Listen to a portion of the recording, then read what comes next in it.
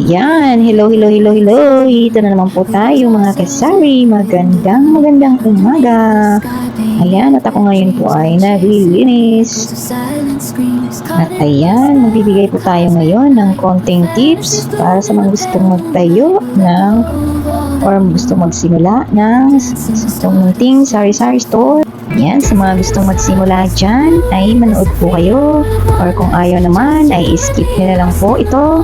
At para naman po sa mga bagong nagsisimula dyan sa bagong bukas ng sari-sari store, ayan, magbibigay din ako ng tips. Ito'y para sa inyo din, baka sakaling makatulong din naman ito sa inyo.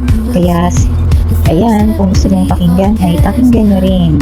Yan, ang unang tips ko nga mga kasari ay ang lagi kong panatilihing malinis ang aking mga paninda at lagi kong inaayos ang mga paninda kong na nakakamada ng maayos talaga, sa inyong malinis din yan.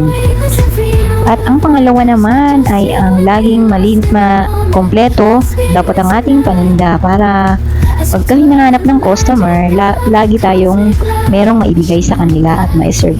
At ang pangatlo naman ay dapat lagi tayong may extra stock sa mga fast-moving na items. Ayan, at dapat mabilis din tayong kumilos at alerto pagdating sa ating mga customer na umu-order.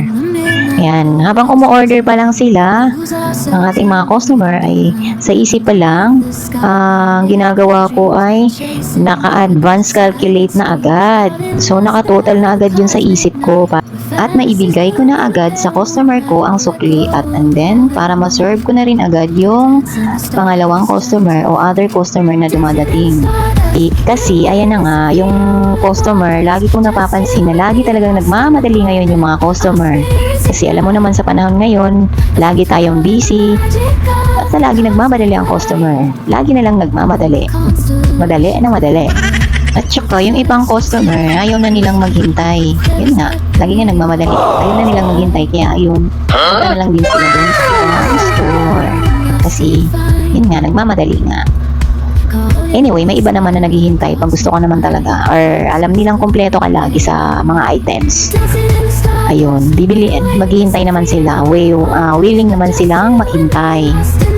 Kaya yun din ang advantage pag marami kang stocks or marami kang lahat ng stocks mo ay kompleto. Yun, madali silang mas okay yung mas okay pa rin ang marami kang stocks or meron kang stocks lahat ng hahanapin ng customer ay bibilhin mo or binibili ko na lahat ng hinahanap, kahit anong pa yan kalit-litang anong hinahanap nila, ayan, ililista ko na agad yan para sa susunod pag naghanap sila or andyan na, alam na nila kung yan dyan. At saka pag alam ng customer na meron kang kompleto ka sa paninda, dyan sa'yo talaga sila bibili. Pero pag laging walang stocks, ayun, ayaw din nilang bumili kasi sabihin, lagi namang walang stock dyan. Di, mas okay pa rin talaga yung laging may stocks. So, ayan, hanggang dito na lang mga kasari, at sa susunod na mga tips, at sa gusto pang manood at matuto ng mga kasari, please subscribe my channel for more tips. Thank you and God bless you all. Bye-bye.